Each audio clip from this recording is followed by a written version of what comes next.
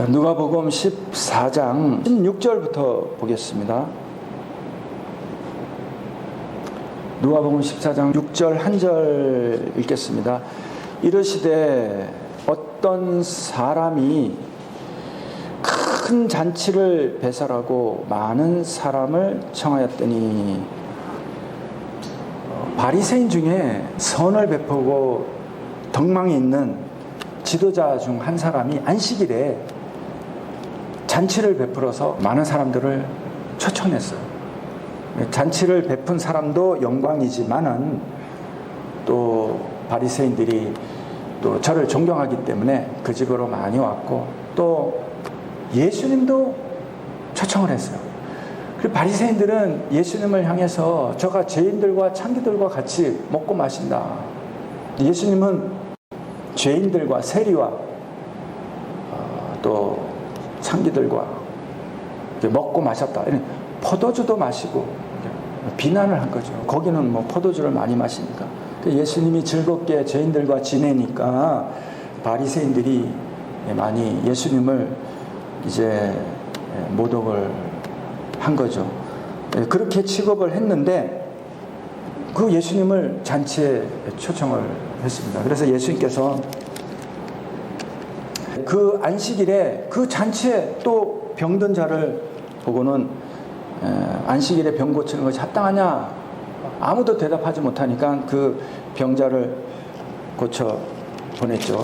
그리고는 이제 그 잔치에서 청함을 받은 사람들이 서로 상좌에 앉으려고 하는 것을 보고는 예수님이 누구든지 혼인잔치에 청함을 받았을 때 상좌에 앉지 말고 말석에 앉아라. 너와 저를 청한 자가 와서 너더러 더 귀한 자가 왔을 때 자리를 내어주라 하면 그때 내가 부끄러운 일을 당하게 될 것이다. 뿐만 아니라 네가 자리를 찾지 못해서 결국은 맨 말석으로 가게 되리니, 청함을 받을 때 차라리 가서 말석에 앉아라. 그러면 너를 청한 자가 와서 너더러 버시어 올라 앉으라 하리니 그때에 함께 앉은 모든 사람 앞에 영광이 있으리라 한 다음에 무릇 자기를 높이는 자는 낮아지고 자기를 낮추는 자는 높아지리라. 이 비유가 천국 잔치를 예수님이 비유로 말씀하신 줄 믿습니다. 그래서 13장부터 예수님이 하시고자 하시는 말씀은 바로 회개하는 심령을 하나님이 겸손한 심령이요 천국의 가장 작은 그 시지만 굉장히 중요한 그런 시다. 그래서 회개하는 심령이 보기에는 말석에 앉아있는 사람처럼 낮은 자와 같이 보이지만은 그러나 청한 자 예수님이잖아요. 우리가 천국에 가면은 우리를 초청한 분은 예수 그리스도 한 분이니 예수님이 회개한 영혼을 바라보면서 내 벗이여 내 벗이여 이렇게 말씀하시는 줄 믿습니다. 이 비유가 천국에 관한 그런 비유인 것입니다. 그리고는 예수님이 잔치를 베푼 자에게 네가 점심이나 저녁이나 잔치를 만약에 베풀고자 한다면 벗이나 형제나 친척이나 부한 이웃을 청하지 말고 그들이 내게 가품이 되니 도리어 가난한 자들을 청하여 그들을 청하라. 그리하면 저희가 갚을 것이 없는 고로 내게 복이 되리니 이는 의인들의 부활 시에 내게 가품이 되리라. 이것이 우리의 부활 때에 큰 하나님의 상급이 될 줄 믿습니다. 그러니까 그 잔치에 초청된 어떤 한 사람이 예수님이 지금 뭔가 깊이 있는 이 천국 잔치에 관한 그런 말씀을 하는구나. 우리가 그 바리새인을 얼마나 존경하는데 이분이 덕망이 있으니 여기가 바로 여기서 떡을 나누는 사람들이 하나님의 나라에서 떡을 먹는 것과 같다. 여기서 떡을 먹는 자들이 복되다. 이렇게 말씀하시니 예수님이 즉시 이르시되 어떤 사람이 큰 잔치를 배설하고 많은 사람을 청했다. 여기서 말하는 어떤 사람은 첫째는 하나님의 아버지, 하나님 아버지요. 둘째는 바로 예수님인 줄 믿습니다. 이 땅은 예수님의 혼인잔치예요. 예수님이 공생에 우리 이 땅에 오신 것은 혼인하러 오신 거예요. 그러니까 유대인의 결혼 예법은 유대인들은 2000년 전이죠. 2000년 전이니까 우리나라 역사로 따지면 뭐 사만시대, 마한, 진한, 변한 그 당시니까 굉장히 오래됐잖아요. 그때는 우리나라 뭐 조선시대도 남녀 7세 부동석이라 그랬는데 불과 뭐 몇백 년 전이잖아요. 조선시대. 그때도 남녀 7세 부동석인데 이스라엘도 그 메소포타미아 지역에서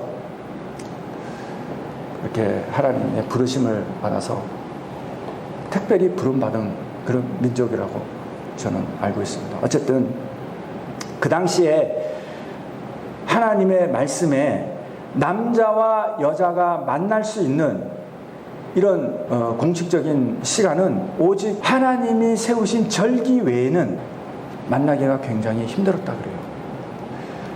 그 절기라는 말이 이제 7절기가 있잖아요. 유월절도 있고 또 무교절도 있고 초실절도 있고 오순절도 있고 그 다음에 나팔절 있고 대속죄일이 있고 그리고 장막절 이렇게 7절기가 있는데 이 절기란 말이 이제 히브리어는 모에딤이란 말이에요. 모에딤. 이 모에딤은 하나님의 말씀한 그때 문이 열린다 이런 뜻을 가지고 있는데 히브리 랍비들은 이 절기를 뭐라 그러냐면 하나님의 약속 시간, 하나님과 만나는 약속 시간, 하나님의 약속 시간. 그래서 7절기는 하나님의 이런 모든 인류의 역사를 단편적으로 보여주는 것입니다. 그래서 이 7절기 때 남자와 여자가 유일하게 만날 수가 있었대요. 거기서 이제 남자가 특별히 여자랑 이렇게 이제 마음이 가고 이러면 그 다음 또 절기 때 가서 또 이렇게 마음을 교환하고 또 절기 때 가서 만나서 마음을 나눈 다음에 당신과 남자가 먼저 결혼하고 싶습니다 하면은 그 여자도 그 남자를 사랑하면 그러면 이 남자가 준비를 해서 신부의 집으로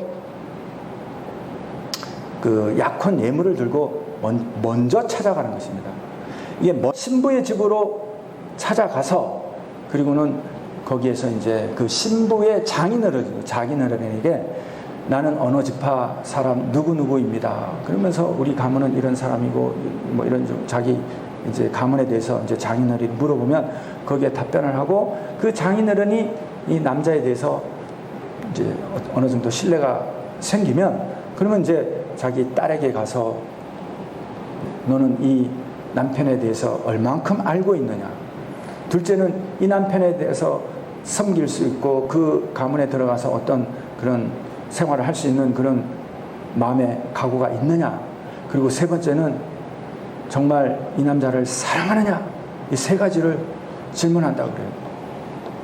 그래서 그러면 내게 이 남자와 결혼하는 것을 승낙하기를 너는 원하느냐 하고 이렇게 물어볼 때 그 신부가 그 사랑하는 마음으로 얼굴이 빨갛게 변하면 아 사랑하는구나 이렇게 판단을 하고 그 신랑에게 가서 이제 그 신부에 대한 이 값을 치르는 이런 흥정을 하게 된다는 것입니다. 이 흥정 때에는 신랑과 함께 간 그 후견이라는 수도 있고 또 옆에 이렇게 변호해주는 이 사람이 대신 흥정을 해준다는 거예요. 그래서 이 변호인은 바로 성령을 예표하는 것입니다.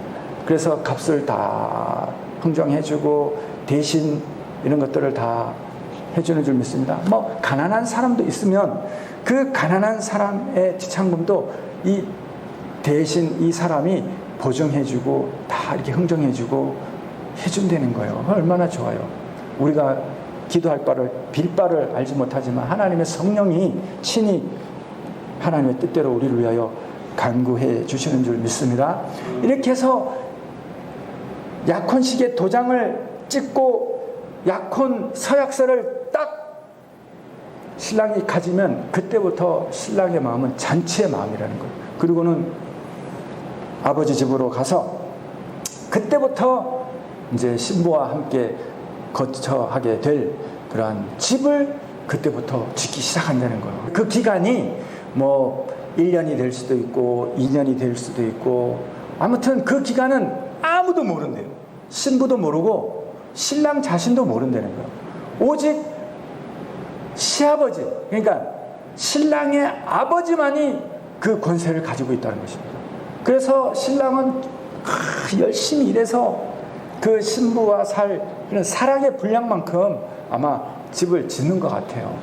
우리 예수님은 2000년 넘게 집을 짓고 계시니 아마 어마어마하게 우리를 사랑하시나 봐요. 도대체 집이 언제 끝날지 알지도 못해. 아무튼 그래서 이제 신랑이 집을 아주 멋있게 다 짓고 난 다음에 아버지에게 가서, 아버지요, 내가 신부와 살 새 집이 완성되었나이다 하고 아버지에게 선포를 하면은 아버지가 가서 그 집을 친히 보고 아버지께서 이제 됐다, 신부를 데려오라 하면은 신랑의 잔치는 절정에 이르는 것입니다. 신랑이 너무 기뻐서 밤이고 낮이고 시간을 따지지 않고 달려간다는 거예요. 이 기쁜 소식을 신부에게 알리려고 뭐 어떤 사람은 뭐 밤낮으로 달려간다는 거예요. 그럼 신부는 이때까지 뭘 해야 되냐면 그 신랑 지파와 그 가문의 예의와 법도를 익히며 신랑을 계속 기다린다고 하는 것입니다. 이 결혼이 바로 우리 하나님의 자녀들의 인생과 우리의 장래의 천국의 모든 이런 예표가 그 속에 다 숨겨 있는 줄 믿습니다. 그래서 이 7절기가 우리가 신부가 되는 이런 과정을 다 이렇게 잘 설명해 주고 있는 것입니다. 그래서 예수님이 비유로 말씀하시는 잔치는 하나님과 우리와의 하나 되는 혼인잔치를 예표하는 것입니다. 그래서 어떤 사람이, 이 사람은 하나님 아버지시요 또한 그 잔치의 주인인 예수님도 또한 예표로, 비유로 설명하는 것입니다. 예수님께서 우리에게 말씀하실 때 내가 비유가 아니고서는 너희에게 좀처럼 말한 적이 없다.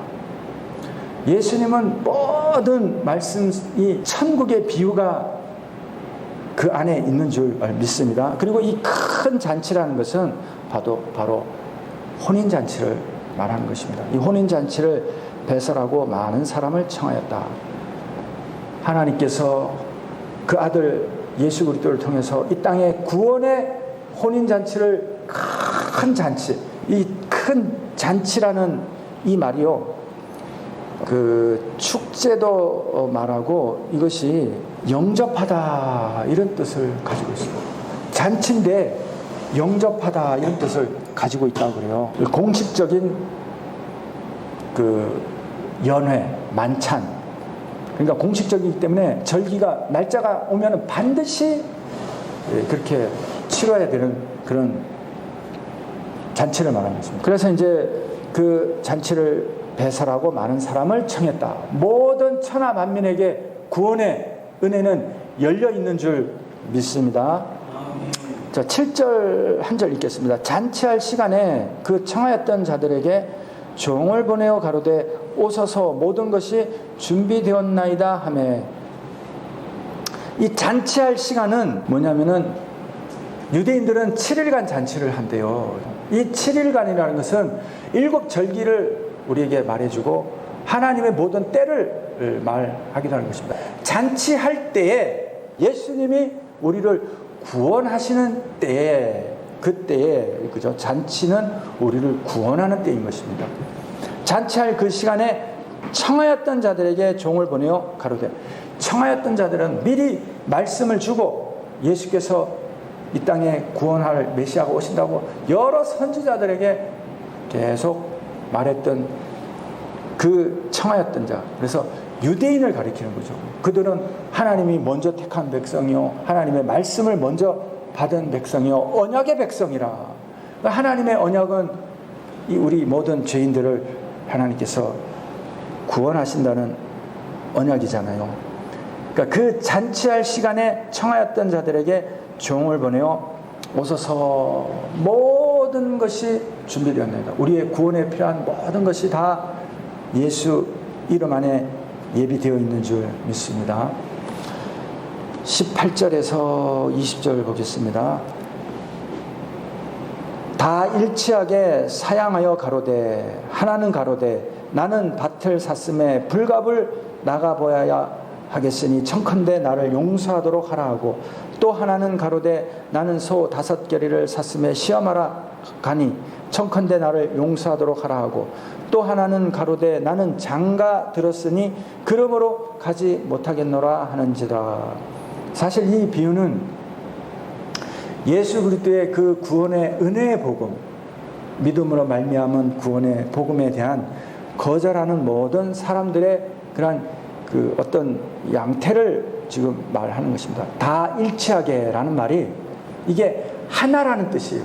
저들의 생각이 다 하나다.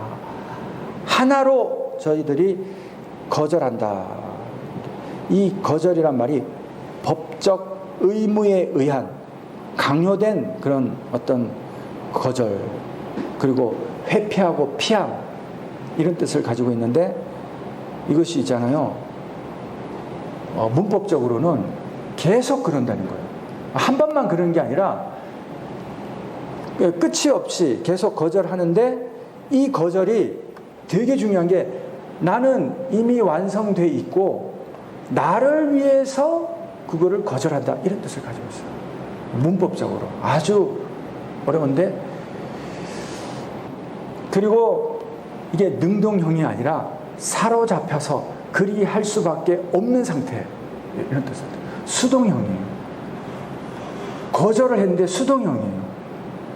이걸 한번 누가 좀 해석을 좀 해주세요. 자기가 거절을 했는데 수동형이에요. 아, 신기하죠? 그런데 자기를 위해서 거절하게 되어진다는 거예요. 거절하게 되어지는 거예요.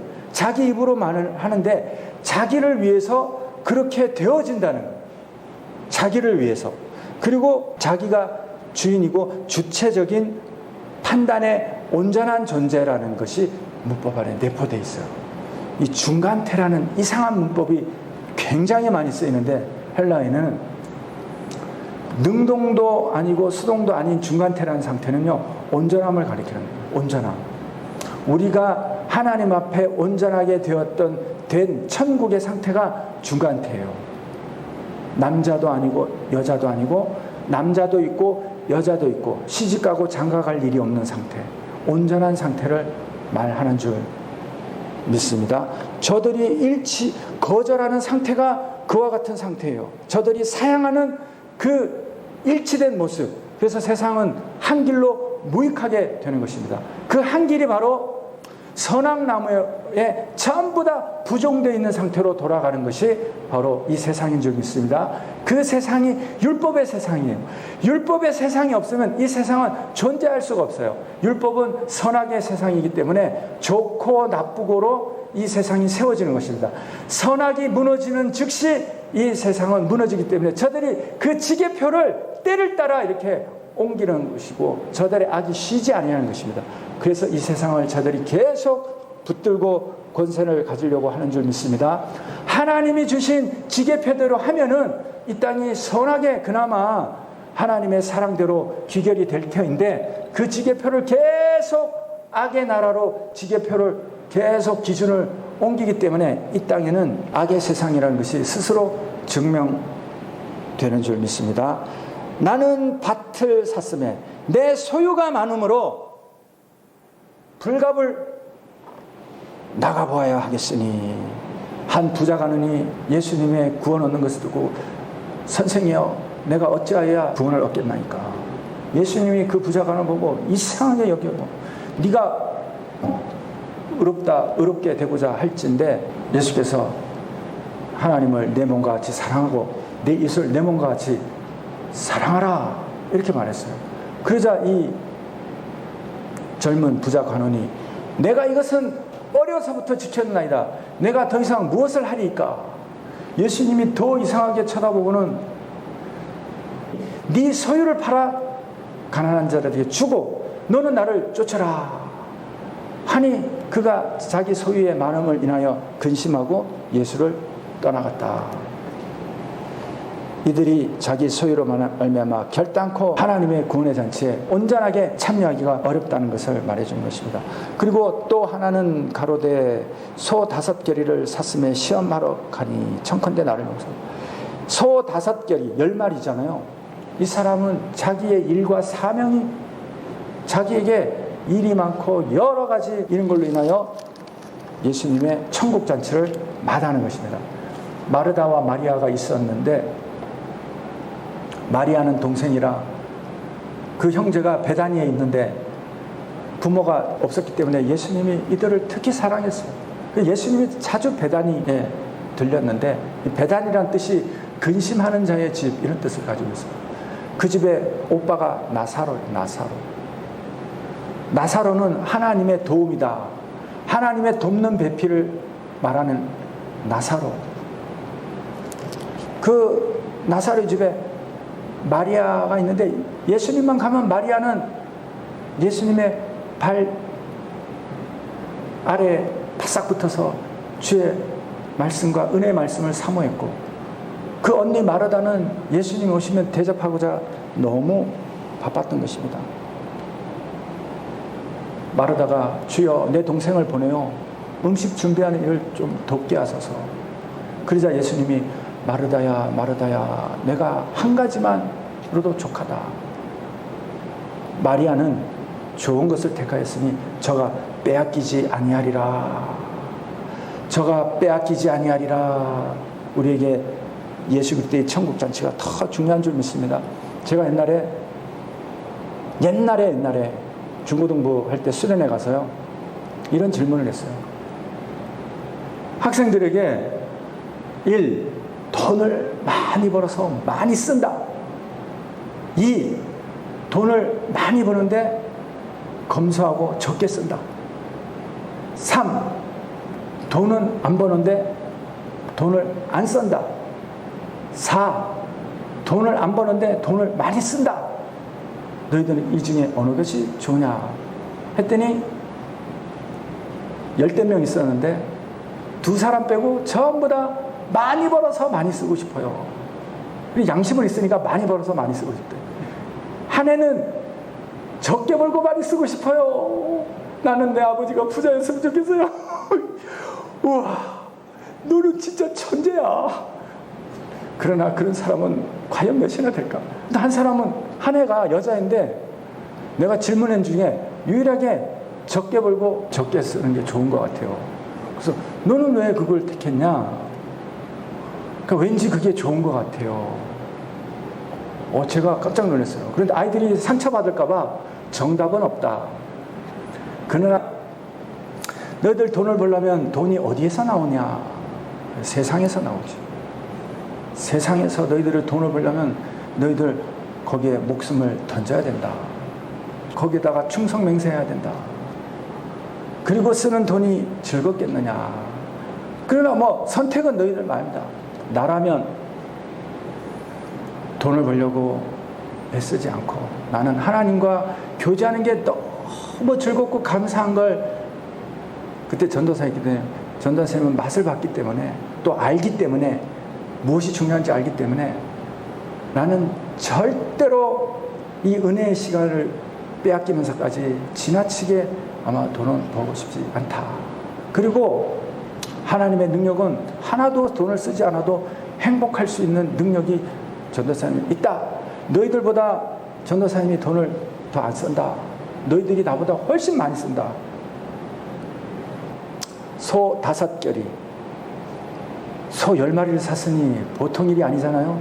저 소를 먹이고 살려야 되고 그리고 저 소를 부려먹어서 일을 해야 되는데 일을 해서 이윤을 남겨야 되니 저 소가 제대로 잘 샀는지 시험하러 가니 이 간다는 말이요 포리오마인데 아까 이야기한 단어랑 문법적으로는 똑같은데 1인칭 단수인데 이 단어가요 더 하나님 앞에서는 무서운 단어예요.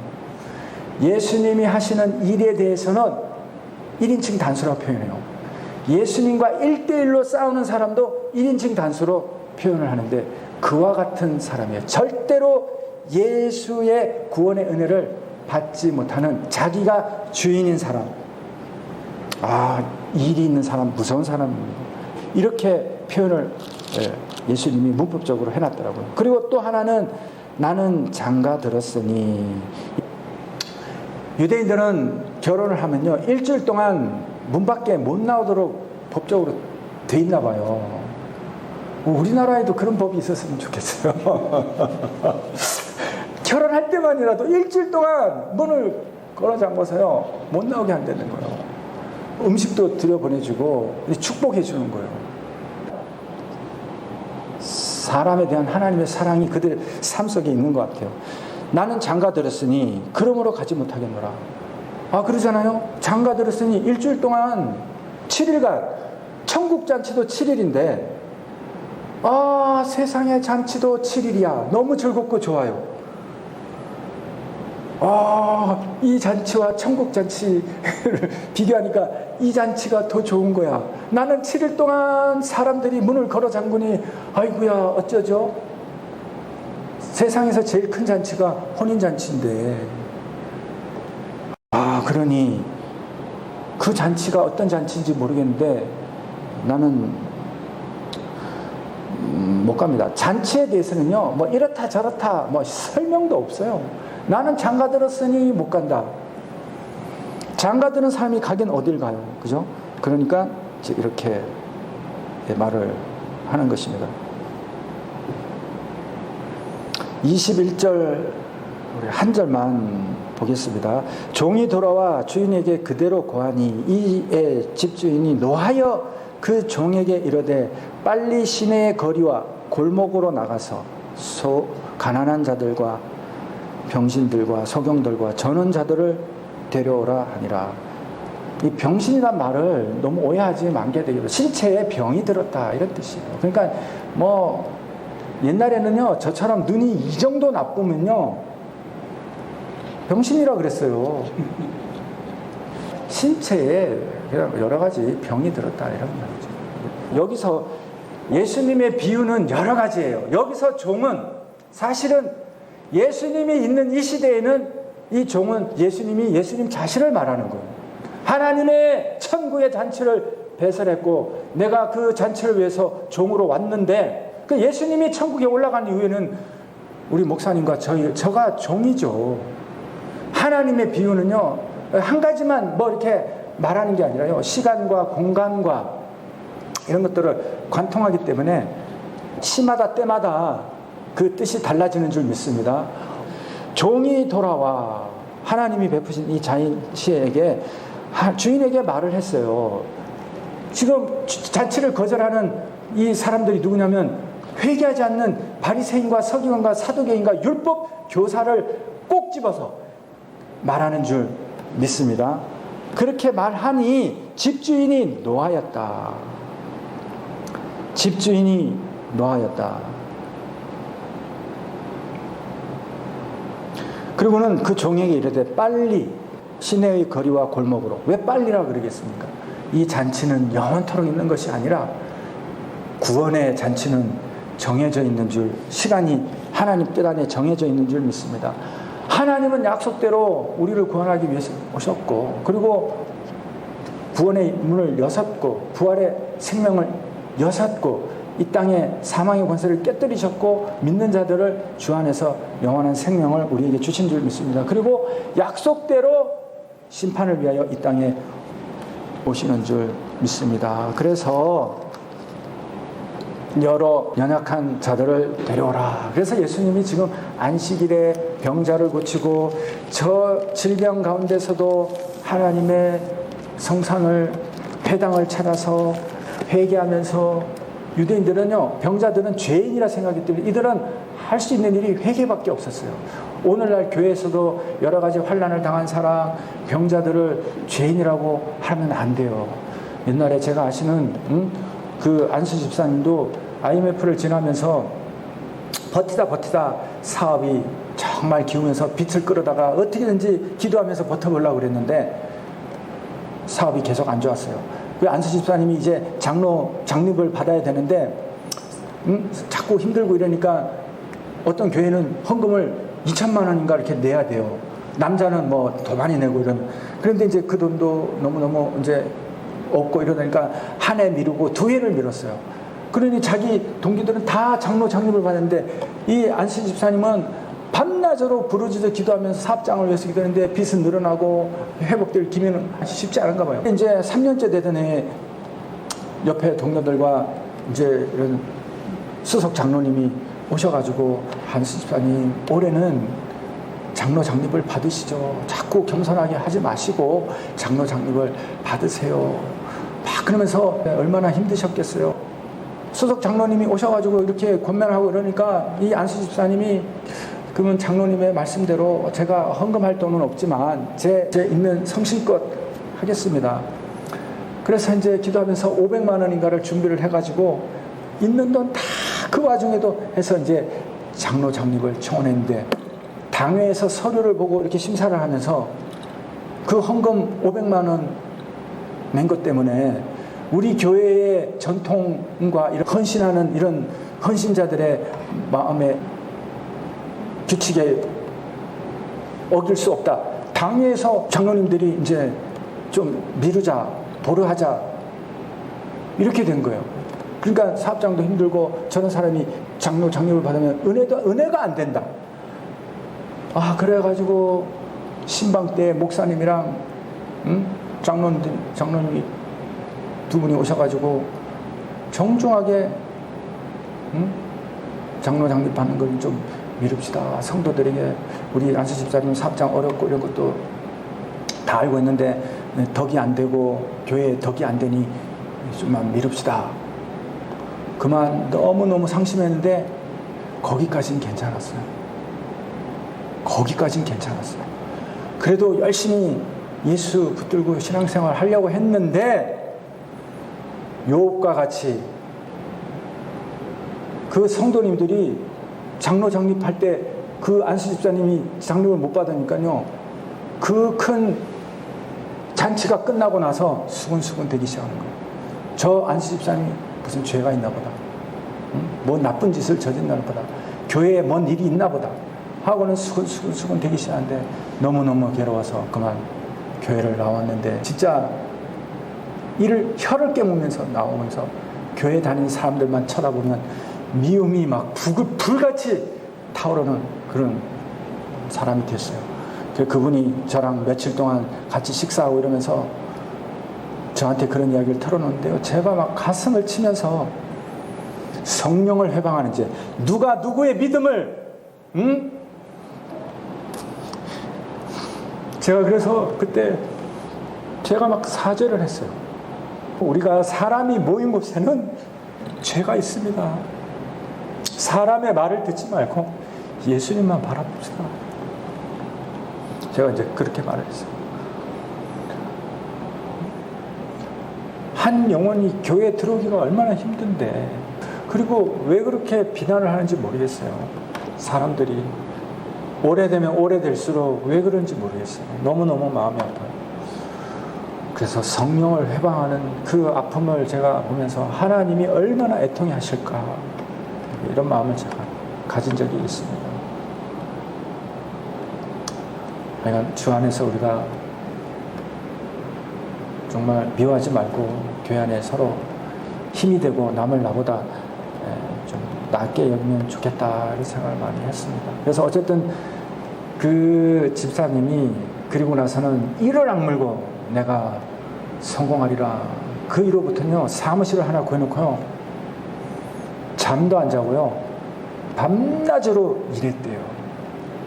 그 대리운전이 그때 초창기 때 이 사람이 여기에 몰두를 하고 잠을 안 자고 그 일을 해서요 아마 지금쯤은 아마 잘 됐을 거예요. 그리고 제가 마지막으로 모든 사람들을 용서하시고 하나님만 봅시다.